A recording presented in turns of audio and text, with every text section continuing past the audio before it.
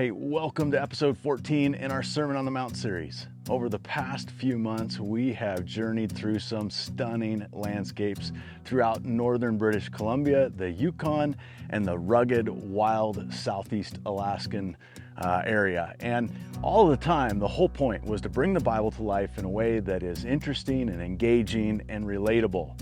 Well, after nearly 5,000 miles up in the Northlands, we've finally returned down to the lower 48. Today, we're in this rugged backcountry lake in North Idaho, a place that I grew up going to as a kid. I can remember coming into this place even when I was maybe in Cub Scouts or Boy Scouts, and then later through high school and times after that. It has a lot of really great memories for me. And we came here because we want to share a special lesson with you from Jesus in the Sermon on the Mount. It's a kind of a short and sweet lesson that taps into a thing that Jesus says that is very well known. In fact, it's so well known that it's surprising how few people, including a lot of Christians, actually know how to live out this simple teaching from Jesus. So stick around as we tie it all together and show you some breathtaking scenery from a place that I wish all of you could come and hang out with me. So let's go.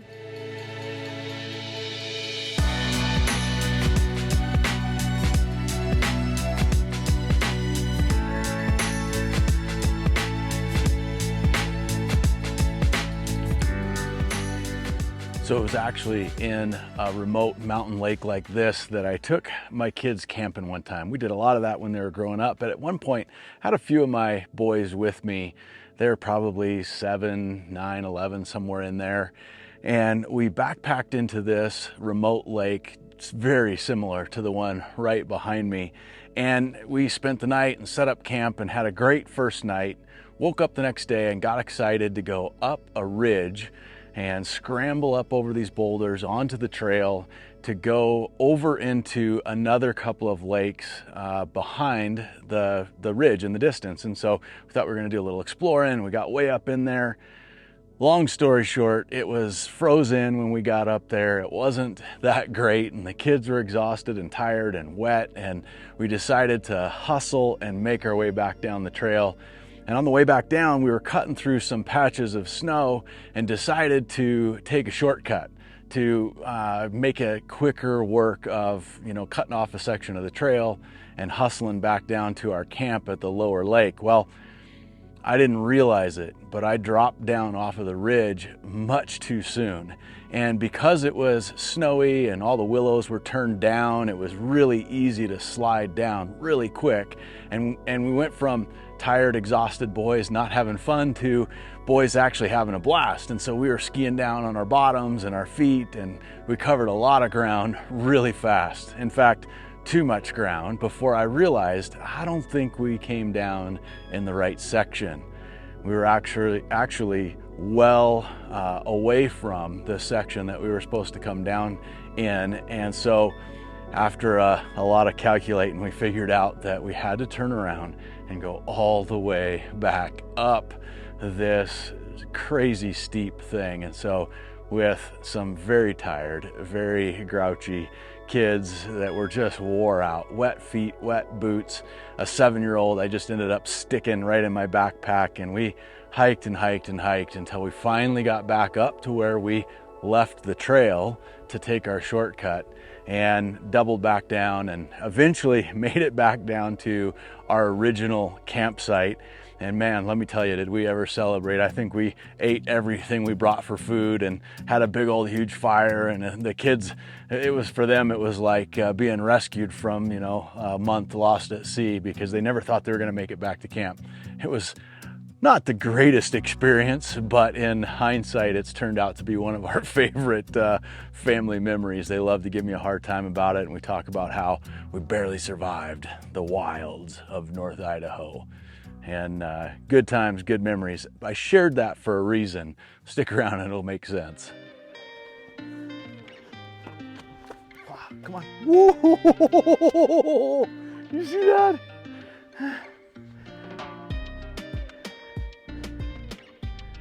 Not too often you can move a big one like that.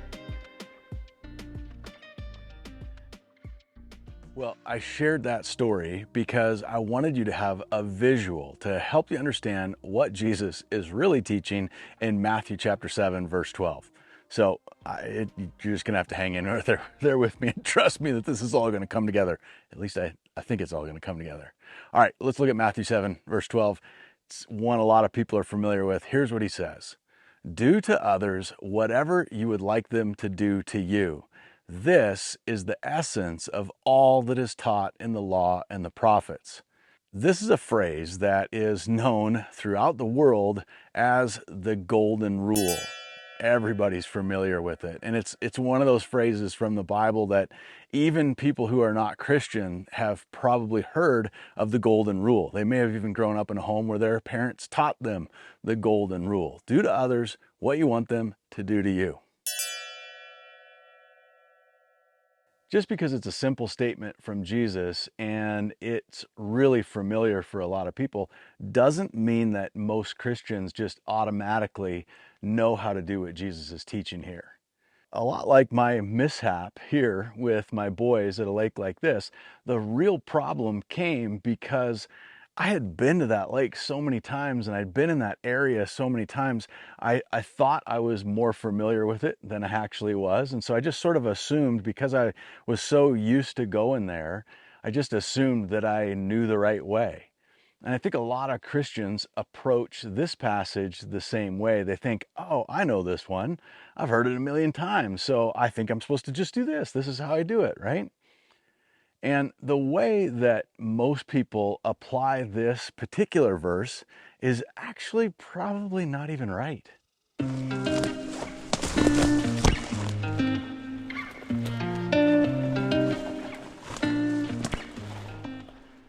I think most people actually translate the golden rule more like this.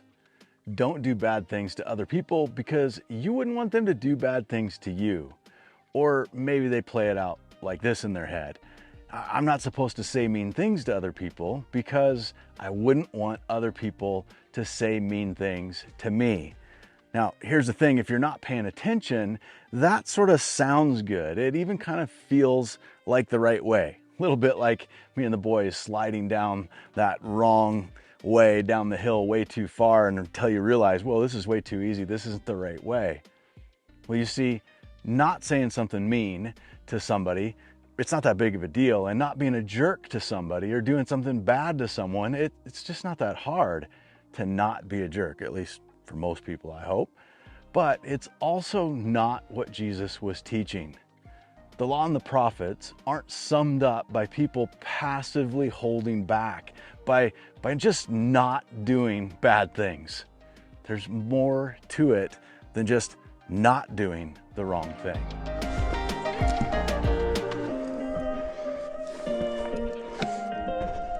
Well, Jesus says that the essence of the law and the prophets is fulfilled by people proactively doing for others the very kinds of things that they hope people would do for them.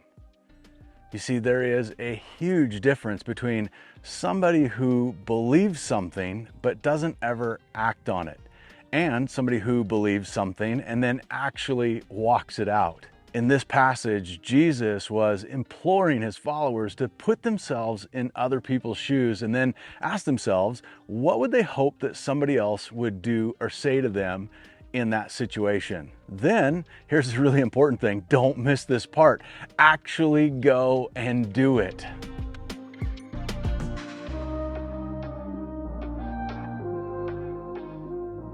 In the book of James, he taught the same thing, and here's what it sounded like when he explained it. It shows up, it even shows up. It's even on the page in James chapter 2, verse 14 through 17. It goes like this. What good is it, dear brothers and sisters, if you say that you have faith, but you don't show it by your actions? Can that kind of faith save anybody? Suppose you see a brother or sister who has no food or clothing, and you say to them, okay, see ya, goodbye, have a good day, stay warm, eat well. But then you actually don't give that person any food or clothing. What good does that do? So you see, faith by itself isn't enough unless it produces good deeds.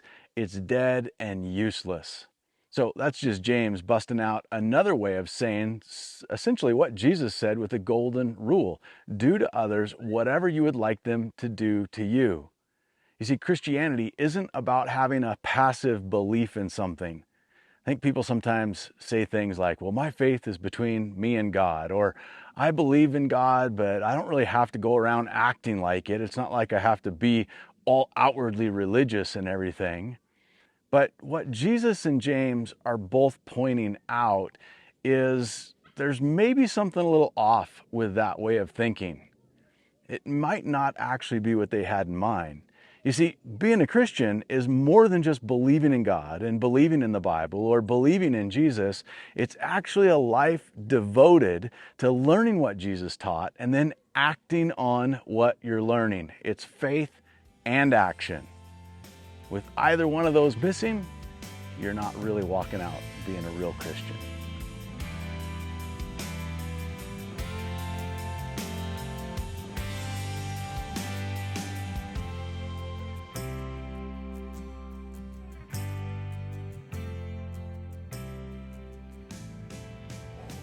I don't know if you can see that on camera. I can see my breath. You know what that means? We are not far enough south yet. It's cold. Whew.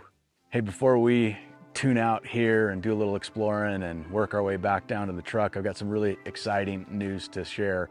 There are thousands of people checking out our YouTube channel and videos, and we've got a number of people subscribing and dialing in on the study guides. And I just want to say a huge thanks to all of you that are commenting and sharing and subscribing. Your support means a ton to us. You can also be a huge hero for us. We've got 5 episodes left in this series, and while we do pinch pennies like a pro, producing, filming, editing, publishing, each episode every week runs right around $750, believe it or not.